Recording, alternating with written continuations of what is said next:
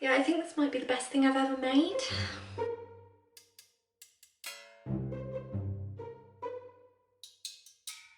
Hello and welcome to my channel, or welcome back if you've been here before. This week I'm doing something for Costume Symposium, which is on at the moment, and it's a project that I have been putting off because I had the fear. Now you might have seen a sketch of it on my Instagram. I will pop it here now. And it's inspired by a couple of things. So there's a designer called Sylvie Façon. I think that's how you pronounce it. Please don't come for me, I'm not French. Rachel Maksy has also previously made a book dress, and a while ago I bought some fabric that had Jane Austen's handwriting on it, her music and her notes. And I wanted to do something really special with it. I've always loved ballet costumes, so this idea of sort of a corset or a leotard top and a big poofy skirt that you could dance in really excites me. And I thought, well, why don't I make something that is inspired by that kind of shape with that kind of book spines and pages, but do something that's inspired by my own bookcase.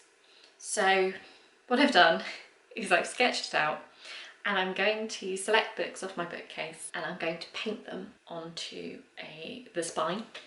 I'm going to attach them to a corset, and I'm going to add a nice big skirt. So the first step of this process was making a pattern off the corset. Eventually I will learn to make my own corsets. It's a goal of mine. I want to use my vintage sewing machine to make a vintage corset. But since I haven't done that before and it was a barrier to me getting started with this project, I wanted to just buy a base one. So I bought one off Depop. I fitted it to me, so I took in the sides, and I used that as the base for the corset pattern. The pattern I made on greaseproof paper. I drew out the individual book spines so that I could use those as a guide for patterning the spines I was going to applicate on. What I then did was I got cutting. Now this was the first in a long line of things I was putting off because it scared me. That fear of a blank page is very much the same, that fear of a bolt of cloth. Now, apart from the fabric that I've used for the skirt, all of this is stuff I already had. I inherited a big chest of fabric from my grandmother, which I always loved as a child. I loved digging through it and seeing what I could find. Now it's all mine. You know, I'd rather have my granny, but what can you do? It was an incredible gift from her. So I've selected fabric I thought looked like something that a book might be bound with, and then I've gone ahead and used fabric paint to actually paint the name of the book, emulating the font that is used on the book that is on my bookcase. So we've got Stardust by Neil Gaiman, Neverwhere by Neil Gaiman, Do I Own Any Books That Aren't Neil Gaiman, Emma by Jane Austen to reflect the skirt, some gothic stuff on there, some fantasy, tried to get a mixture of authors, and I just sat and painted those on. Actually it was quite nice and mindful, and I had them all roughly cut out, but the next step was then to cut them out based on the actual shape I had for the corset. Now what I've decided to do with these is sew them onto a bit of backing fabric and then apply the whole panel onto the corset rather than applying them one at a time. I've used sort of thick zigzag stitch, machine stitch, to attach them to that panel, and then I'm going to hand sew them onto the corset once I've done all of that. Now the zigzag stitching was a lot. It was just a lot of sitting there, churning it through the machine, and then trying to make sure that the next line of zigzag stitches didn't overlap. So that was time consuming, but quite satisfying. The panels looked really good when they were done. I was pleased with those. So when it came to whip stitching those on, I just folded over the hem and started applying them to the corset.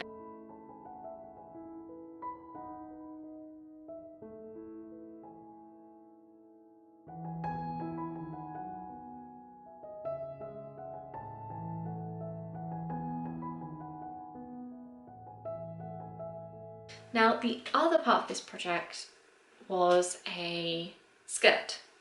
and I wanted it to be a skirt rather than a full dress because I wanted to be able to wear it separately. This fabric is lovely. I want to be able to wear it as part of my everyday, almost history bounding, fantasy bounding wardrobe, as opposed to just something that I would wear in a fantastical setting for photo shoots. So it's quite neutral fabric. From a distance it almost looks stripy, but up close you can see that it's pages of books layered on top of each other. And the way I did this was I took a dress I've already got. It's an orange dress that I bought off Depop, and I took some wrapping paper and I just stuck pins. So I essentially lifted the pattern from that skirt and used it to cut out the panels. I then sewed the panels together, and that's where I can start showing you the process. So once the panels were stitched together, we had this big wide bit of fabric with a waistband.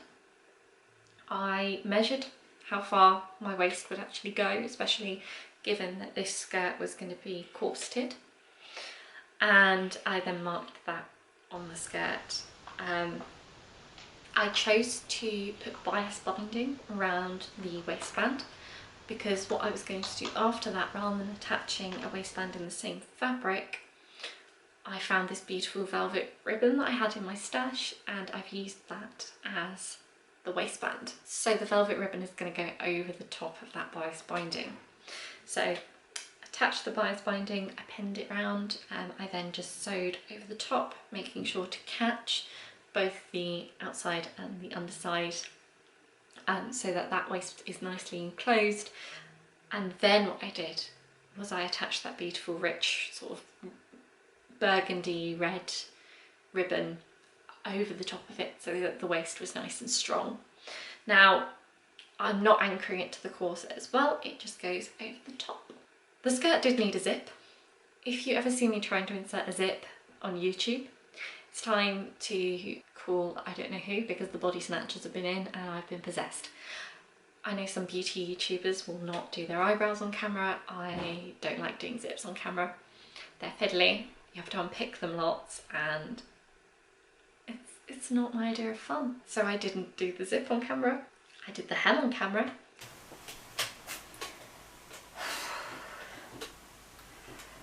The last leg. Before I hemmed the skirt was I left it on my mannequin to hang for a little while to make sure that that skirt edge was nice and even. It wasn't even, so I had to take my scissors to it and just trim it and then adjust it slightly as well during the hemming process. But now it looks lovely and all of a similar, if not the same length. I just did a twice folded hem, ironed all the way round, took a good hour of my life, listened to a podcast, and then just churned that through my machine so that it's got a nice even hem. I could really do with one of those hemming tools. If anyone has any recommendations for tools to use for hemming, please let me know.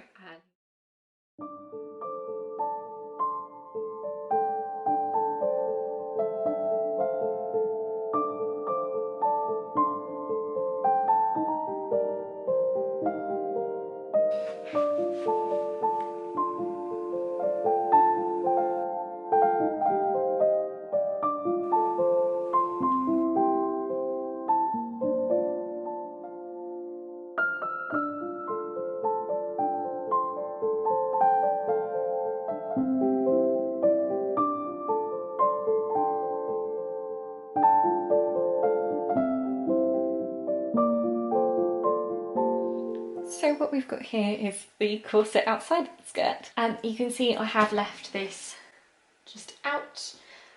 I will trim this down, and I can just trim it, it won't fray because we've got that zigzag stitch the whole way through.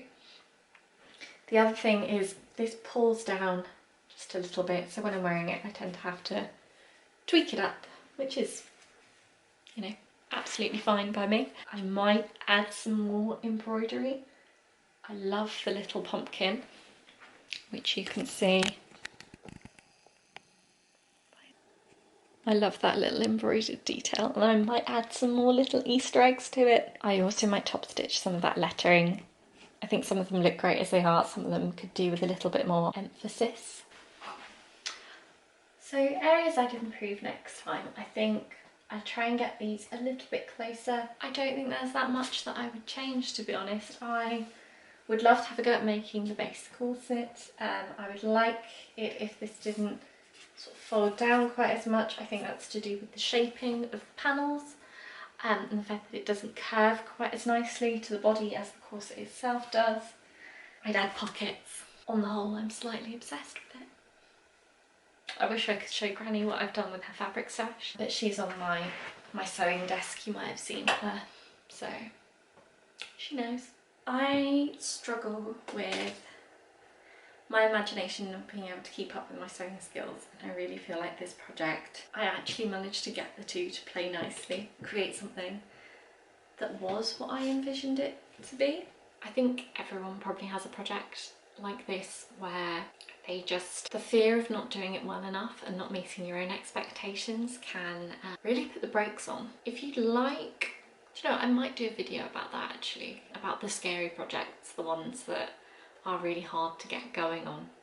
I would love to hear what, if anything, your kind of fear project is, what you're worried about starting or finishing. If you think you know what's stopping you, we can have a chat about that, and if you're not sure, one to think about, I hope you get yours finished too.